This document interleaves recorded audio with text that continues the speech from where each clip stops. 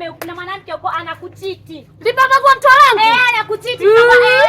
Labda watu anakuchiti nikwambia. Ana ile mwanamke lizuri, leupe. Yaani lina shape kwanza ukimwangalia mama unadata. Sijui yule mchaga yule. Mimi najua nyie ndio miharibifu ya ndoa. Ni baba kwa mtu wangu alichitigi.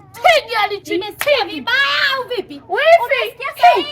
Nini? Wifi. Kaka yako si anamchiti wifi yako. Subiri. Wifi. Limbea eti limekuja limesema baba kwa mtu wako. Hatujui kwetu.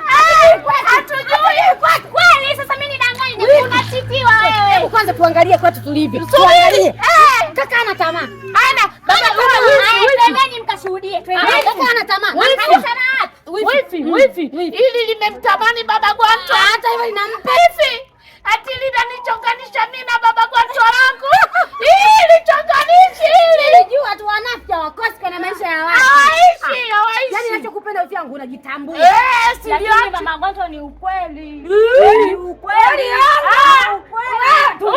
Wifi subiri. Afu wifi, limtu lenyewe limekuja kuongea. Halina nyashi. Tulichangamkia wifi. Subiri mimi wifi afu. Wifi unaniuzi bwana. Afu lipoondoka hapa limejamba. Mimi nalichangamkia. Limejamba maharage. Kwani limenuka. Yamenuka.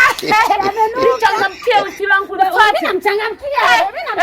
Eti limejamba hapa linasema baba Gwanto wako anakuchiti. Baba Gwanto wangu achitigi mimi. Kwanza mimi baba Gwanto wangu sio malaya. Eti linasema Magwanto nimemkuta baba Gwanto wangu liongo hili.